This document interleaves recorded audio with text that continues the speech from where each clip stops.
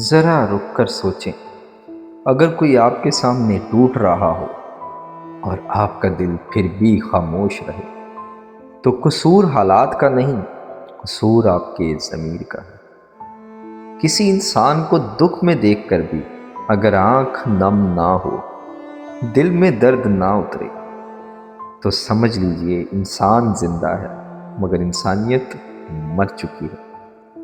وہ آنسو جو سب سے چھپ کر بہتے ہیں، وہ آہیں جو خاموشی میں دب جاتی ہیں، اللہ کے ہاں سب سنی جاتی ہیں، ایک ایک سانس لکھی جاتی ہے۔ اللہ کے نبی صلی اللہ علیہ وسلم نے فرمایا، جو لوگوں پر رحم نہیں کرتا، اللہ اس پر رحم نہیں فرماتا۔